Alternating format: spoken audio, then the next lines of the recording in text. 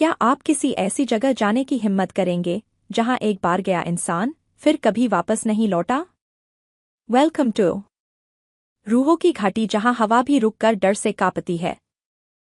नमस्ते, आज मैं आपको एक सच्ची कहानी सुनाने आई हूं। आपसे अनुरोध है कि आप हमारे अपने चैनल को सब्सक्राइब करें और लाइक और शेयर भी प्लीज।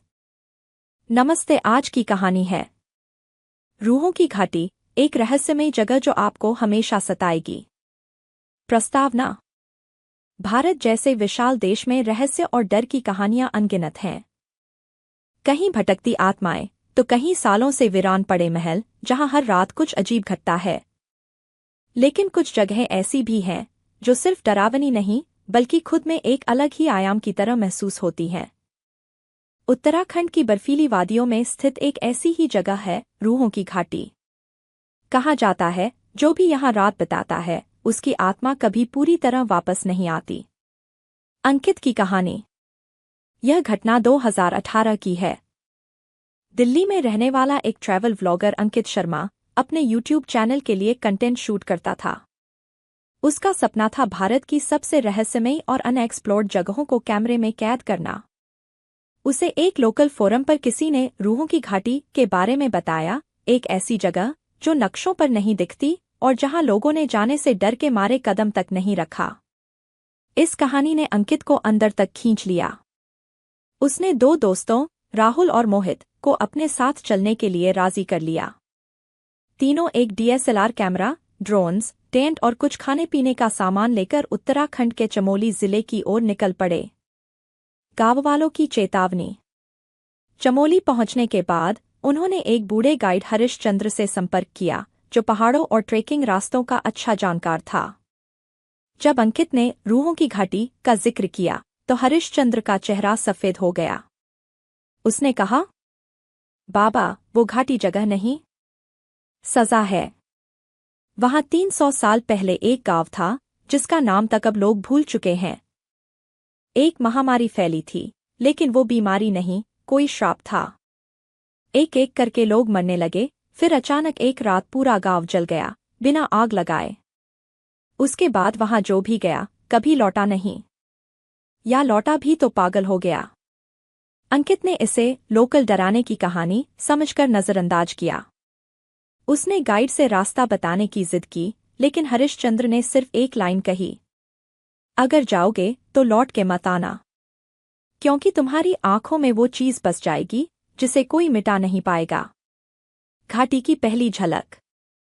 2 दिन की ट्रेकिंग के बाद वे तीनों उस घाटी के मुहाने पर पहुंचे। वहां की खामोशी अजीब थी।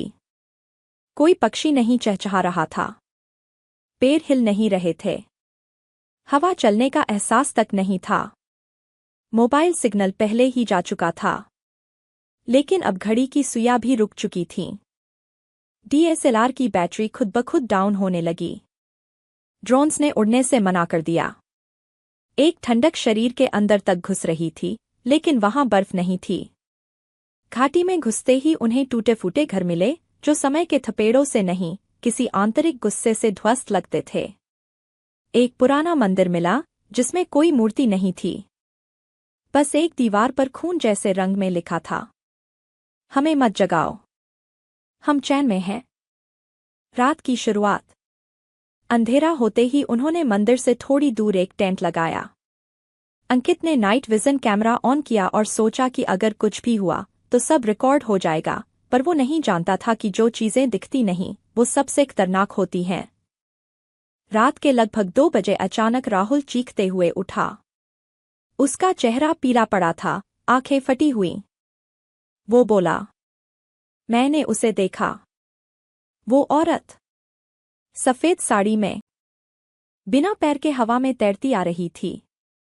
उसके पीछे और भी लोग थे, बच्चे, बूढ़े, जवान, सब मरे हुए जैसे। मोहित ने उसे शांत करने की कोशिश की, लेकिन तभी कैमरा अपने आप रिकॉर्डिंग मोड में चला गया। कैमरे में कैद हुआ डर। वीडियो में देखा गया, टेंट के बाहर एक औरत खड़ी थी, उसकी आंखें चमक रही थीं। लेकिन वो कैमरे की ओर नहीं देख रही थी, जैसे वो जानती ही न हो कि उसे देखा जा रहा है। फिर अचानक कैमरे की स्क्रीन पर धुंधली आकृतियां नजर आने लगीं, 8 से 10 साए जो फुसफुसा रहे थे। तुम वापस नहीं जाओगे। उसी पल एक जोरदार चीख हुई, न इंसानी न जानवरों जैसी। भागने की कोशिश। तीनों दोस्त टेंट छोड़ भागने लगे। लेकिन जैसे वे घाटी से बाहर निकलने की कोशिश करते, हर रास्ता एक ही जगह आकर खत्म हो जाता। उन्हें लग रहा था कि वे गोल गोल घूम रहे हैं। घड़ी की सुइयां अब उल्टी दिशा में चल रही थीं। समय जैसे पीछे जा रहा था। मोबाइल की स्क्रीन पर सिर्फ एक शब्द था, वापस जाओ। अंत में सूरज की पहली किरण के साथ सब कुछ अचानक शांत हो गया। घड़ी चालू हो गई, मोबाइल में नेटवर्क आ गया और रास्ता दिखने लगा। वे तीनों बिना पीछे देखे भागे। भय की छाप। दिल्ली पहुंचने के बाद अंकित ने कैमरा चेक किया। सब रिकॉर्डिंग्स करप्ट थी, बस एक फोटो बची थी।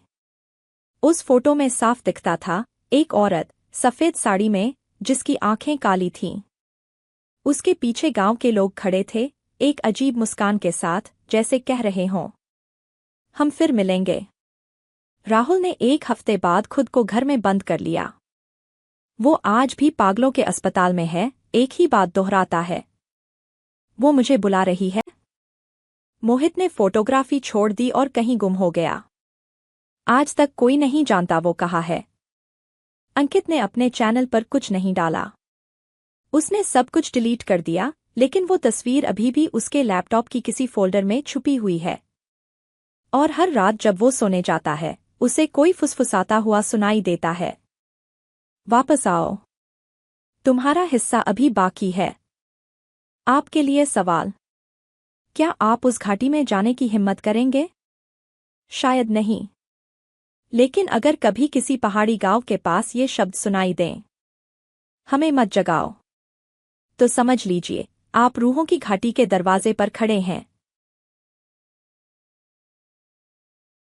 अगर आपको ये कहानी पसंद आई हो तो जल्दी से स्टोरी दिल्ली चैनल को सब्सक्राइब करें और साथ ही बेल आइकन दबाएं ताकि मेरी अगली कहानी आप तक छूट न जाए। आपके लाइक्स और कमेंट्स मुझे और भी कहानियाँ लाने की प्रेरणा देते हैं। फिर मिलते हैं अगली कहानी में, तब तक के लिए नमस्ते।